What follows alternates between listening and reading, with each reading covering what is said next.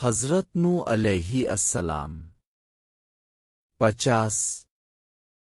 جب سے دنیا قائم ہوئی حضرت آدم علیہ السلام کی نسل بڑھتی اور پھیلتی گئی۔ انسان دو حصوں میں تقسیم ہو گیا، کسی نے نیکی کی راہ اختیار کی تو کسی نے بدی کا راستہ اپنایا۔ جس نے نیکی اختیار کی وہ صراط مستقیم پر رہا، جس نے بدی کا راستہ اختیار کیا وہ اللہ کے غضب میں آ گیا۔ صراط مستقیم پر چلنے والوں کی تعداد ہمیشہ کم رہی، گمراہ انسانوں کی تعداد زیادہ رہی۔ ان گمراہ لوگوں کو راست پر لانے کے لیے اللہ کے نبی آتے رہے۔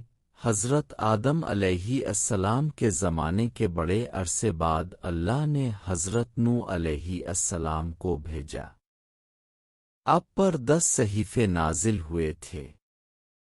حضرت نوح علیہ السلام اللہ کے نبی تھے۔ آپ کو آدم ثانی بھی کہتے ہیں۔ آپ کے زمانے میں بھی گمراہی پھیلی ہوئی تھی، صرف چند لوگ ہی نیک تھے، اکثریت گمراہ لوگوں کی تھی۔ اپنی قوم کو راست پر لانے کے لیے تبلیغ شروع کی۔